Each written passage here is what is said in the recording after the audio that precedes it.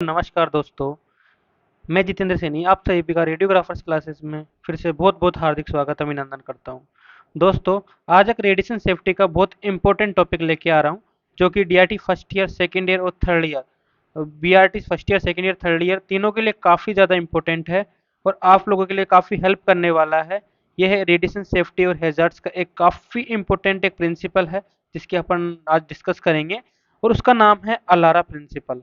आप लोग बोलेंगे अलारा क्या है? अलारा एक शॉर्ट फॉर्म है जिसकी फुल फॉर्म होती है as low as reasonably achievable. तो बिना समय गवाए स्टार्ट करते हैं। अलारा प्रिंसिपल क्या है? अलारा प्रिंसिपल उसके इंट्रोडक्शन के बारे में जानेंगे और क्या क्या इसके अंदर अपन जो देखेंगे कि किस तरह से किसके प्रिंसिपल्स हैं, कौन कौन से प्रिंसिपल हैं, उनको अपन डिटेल में स्टार्ट करने वाले हैं। तो देखिएगा, ALARA principle, basic principle of radiation protection, इसे basic principle of radiation protection के नाम से भी जाना जा सकता है। देखिएगा, आपके जो मतलब क्वेश्चन है वो दो तरीके से आ सकते हैं। पहला आ सकता है describe the ALARA principle in details और दूसरा आ सकता है basic principle of radiation protection. तो अपन स्टार्ट करने वाले हैं basic principle of radiation protection या ALARA principle. ALARA as low as reasonably achievable. ALARA stand for as low as reasonably achievable, मतलब अलारा का जो फुल फॉर्म होता है वही ये होता है। दैट्स मीन, मतलब उसका मतलब क्या होता है, the exposure given to the patient should be minimum but the quality of radiograph does not affected और डिक्रीजेस।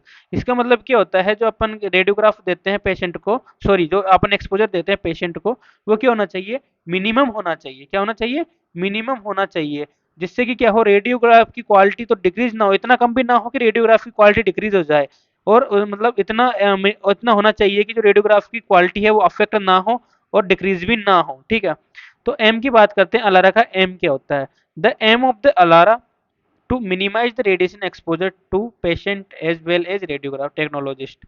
जो अलारा का एम है वो क्या होता है, मिनिमाइज करना होता है रेडिएशन एक्सपोजर को। किस किस के लिए? पेशेंट के लिए और रेडियो टेक्नोलॉजिस्ट, दोनों के लिए जो रेडिएशन का एक्सपोजर है वो कम होता है। क्यों? क्योंकि जैसे आपको पता है कि जो रेडिएशन का एक्सपोजर होता है, जो मतलब किसकी रेडिएशन का एक्सपोजर क्या, बॉडी, ह्यूमन बॉडी के लिए काफी हेजार्डस इफेक्ट, जो नुकसानदायक होता है, इफेक्ट क्रिएट कर सकता है।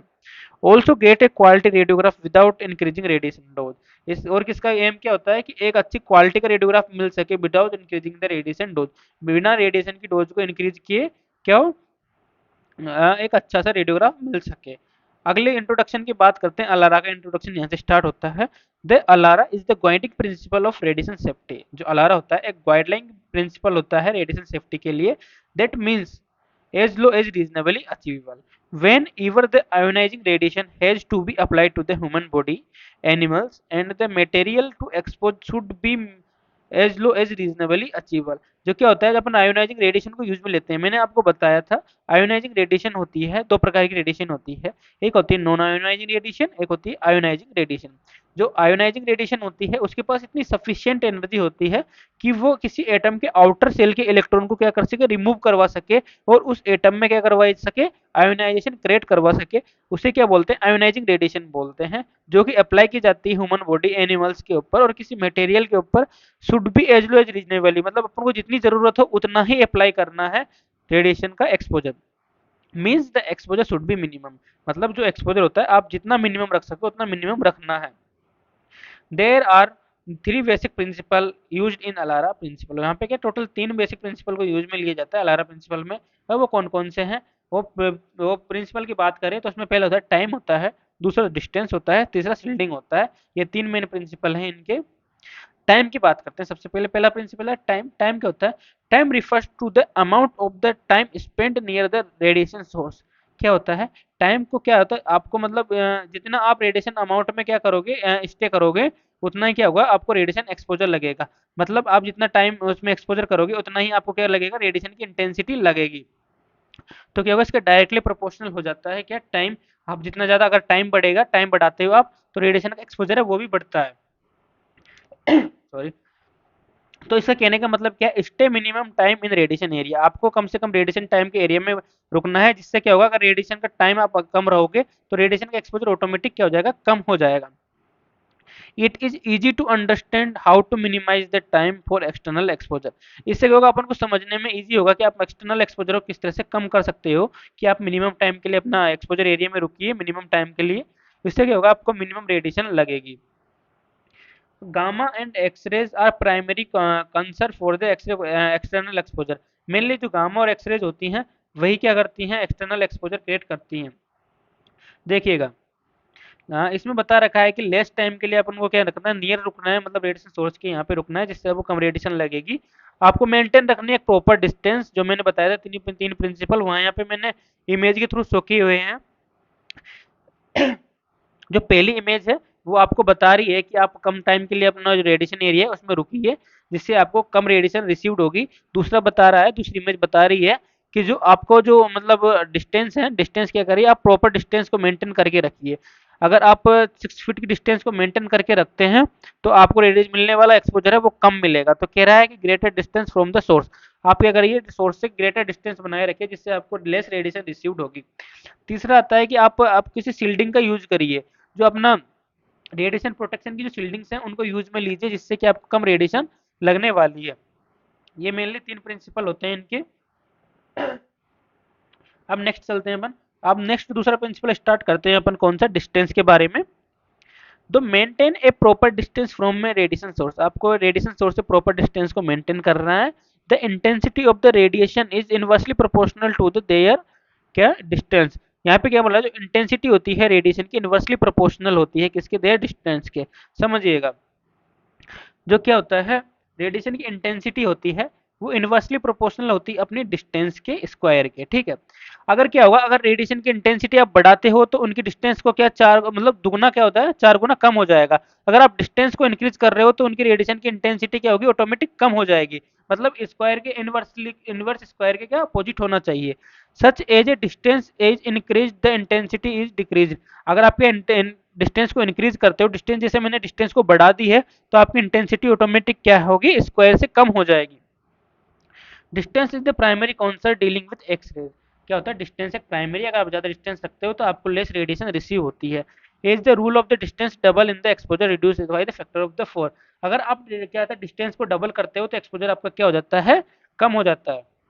ठीक है, मान ले कि मैंने इसको डिस्टेंस को डबल कर दिया है तो उसकी जो इंटेंसिटी है वो क्या हो जाएगी, कम हो जाएगी, 4 के फैक्टर से क्या हो जाती है, कम हो जाती है। ठीक है, इस तरह से ये काम करता है। ठीक है,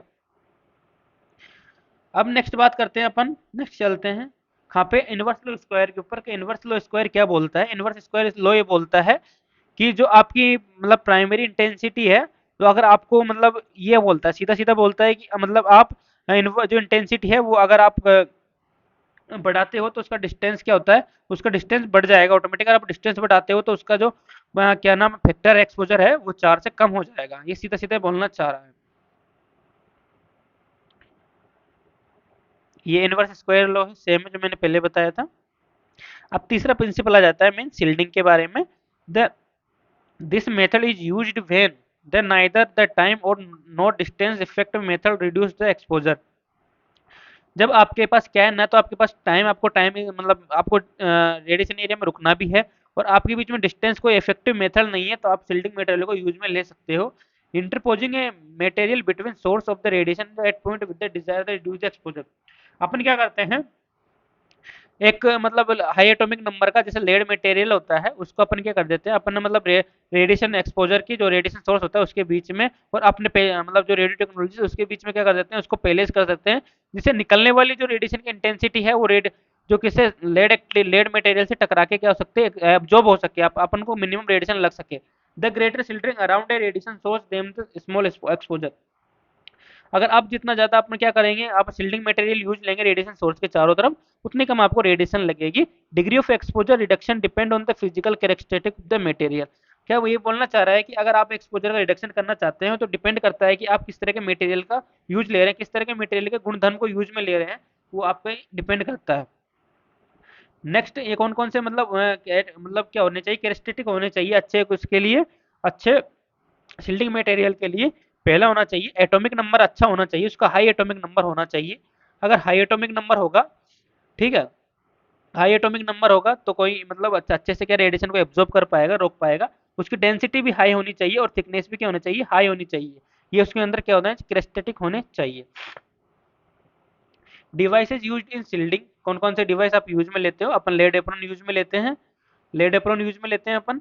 लेड कैप्स लेते हैं जो कि अपने सिर पे पहनते हैं, लेड अपन अपने बॉडी के अंदर पहनते हैं जिससे ब्रेस्ट ऑर्गन और अपने टेस्टिस गोनाल्ड वगैरह क्या सेफ रह सके, थायराइड कॉलर से अपनी थायराइड ग्लैंड सेफ रह सके, लेड ग्लव जिससे अपना हैंड सेफ हो सके, और गोनाल्ड शील्डिंग जो अपने गोनाल्ड्स को क्या सेफ कर सके। ये अब इसके अंदर क्या क्या ये होना चाहिए, और कुछ एक्स्ट्रा मटेरियल्स भी होते हैं जो अपन यूज में लेते हैं, लेड गूगल्स वगैरह हो जाती हैं, इनको अपन क्या करते हैं यूज में लेते हैं। इसके बाद में ये आगे दोबारा बताया कि आप मिनिमम टाइम के लिए रेडिएशन एरिया में रुकिए, डिस्टेंस और प्रॉपर शील्डिंग को यूज में लीजिए, समझ में आया होगा। अब एडवांटेज की बात करते हैं कि जो अलारा का एडवांटेज होता है, क्या क्या एडवांटेज होता है। Alarm protect from the radiation dose, अपन क्या करता है प्रोटेक्ट करता है रेडिएशन डोज से, प्रोटेक्ट करता है एक्सटर्नल हेजार्डस इफेक्ट से ऑफ रेडिएशन, रेडिएशन के जो एक्सटर्नल हेजार्डस इफेक्ट होते हैं उनसे प्रोटेक्ट करता है। Provide us the always of radiation protection, क्या करता है अपन को रास्ते प्रोवाइड करता है रेडिएशन प्रोटेक्शन के लिए। Provide the shielding equipment for radiation protection, अपन को कुछ इक्विपमेंट प्रोवाइड करवाता है शील्डिंग के लिए। डिसएडवांटेज की बात करते हैं, radiation dose are very expensive, क्या होता है मतलब रेडिएशन डिवाइसेज वो काफ़ी महंगे हो सकते हैं आपके लिए जो अपन यूज लेते हैं। Feel discomfort during the wearing this devices, आपकी जो डिवाइस को पहनते हैं और मतलब जो अपन जो भी इक्विपमेंट होते हैं उनको पहनते हैं उस टाइम पे आपको डिस्कम्फर्ट फील होता है, क्योंकि जो हाई एटॉमिक नंबर होता है लेड मटेरियल उसमें वजन काफ़ी ज़्यादा होता है, तो उसको अपन काफ़ी ज़्यादा टाइम तक पहन नहीं सकते, इसलिए अपन को डिस्कम्फर्ट फील होता है। तो थैंक यू। अगर वीडियो पसंद आई है तो वीडियो को लाइक शेयर सब्सक्राइब करिएगा। होप आप लोगों को वीडियो पसंद आई होगी। ठीक है, मिलते हैं नेक्स्ट वीडियो में अच्छे नए टॉपिक के साथ, तब तक अपना ख्याल रखिएगा, बाय बाय।